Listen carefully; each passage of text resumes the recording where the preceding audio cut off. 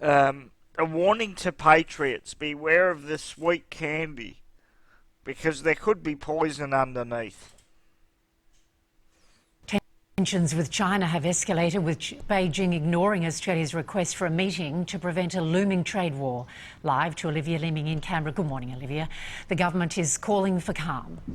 Yeah, despite the heavy blow that China has dealt to Australia's beef and barley industries, suspending meat imports from 4 Australian abattoirs and threatening an 80% tariff on Australian barley exports, risking thousands of jobs.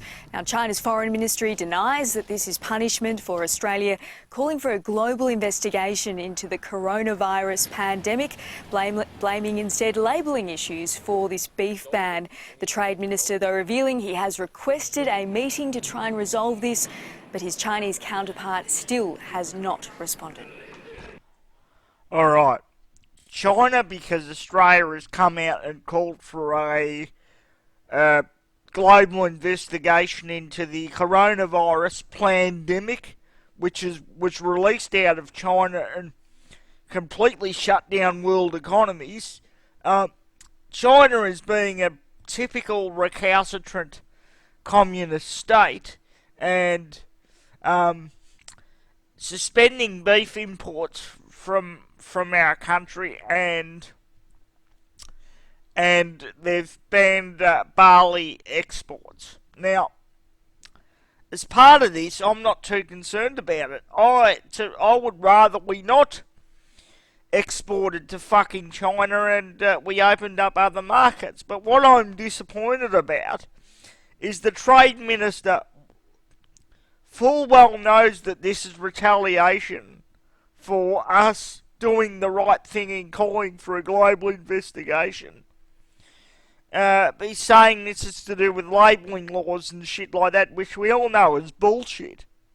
But he's already bending the knee. Now, with the US's support and with other Western nations' support, Australia needs to stand up to China right now, because this is the last opportunity we're going to get.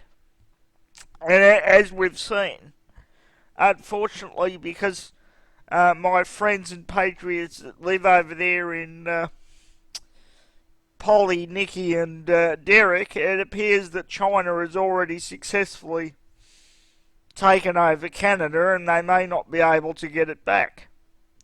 So Australia's got this one opportunity to stand up to the disgraceful behaviour and the bullying of China and take their threats and say, well, fair enough then, if you're going to put threats on us like that, we're going to put tariffs on you. And the US will back us up, I've got no doubt about that. So this is the perfect opportunity to do so. We cannot let China get away with this. Alright.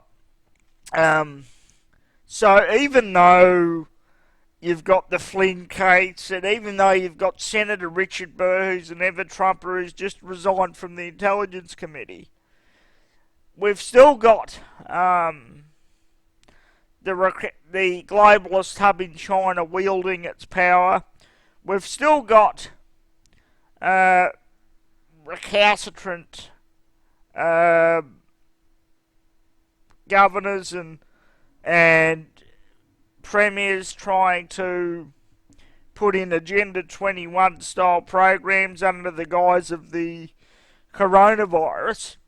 So I don't want everyone to be distracted by this candy, thinking, oh yeah, it's obvious we're going to get indictments and this and that and everything else. That's all good. But you need to remind yourself that the main battle is globalism still. I mean, the other stuff is just a small part of the war. We don't need to be distracted by this and forget about the main battle, because if we do, we're going to lose. We're going to lose if we do. And another example of that before I go is this. Under the guise of the coronavirus, New Zealand is now letting Chinese-style they've brought in Chinese-style laws where the police can now go into your home and search your home without a warrant. Talk about tyrannical behaviour. But New Zealand, this is what happens when you allow the former young leader of the Young Socialist Party in 2008 become your Prime Minister. This is what happens. Now, I've said in the past that I believe that if the storm came, many of these swamp creatures will try and escape to New Zealand and Canada. New Zealand and Australia. I don't think that'll be the case now. I think a lot of them will try and escape to New Zealand and claim asylum, but I don't think they'll come to Australia, because I don't think our Prime Minister, Scott Morrison, as much as I believe he's still a globalist, I think he believes the US relationship is too important and he knows which way the wind is blowing, and I don't think he'll want to piss off the United States President and put the ANZUS alliance in jeopardy by harbouring terrorists. But this type of behaviour by the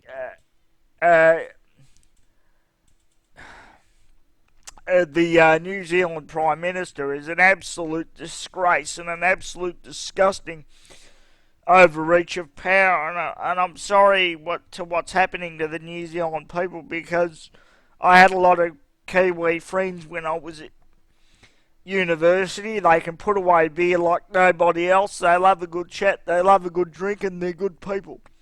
But the same thing I said to Canada, I'm going to say to New Zealand. New Zealand, if you don't put away Jacinda Ardern, which is in the election which is coming up in November, then you suffer your own consequences, I'm afraid.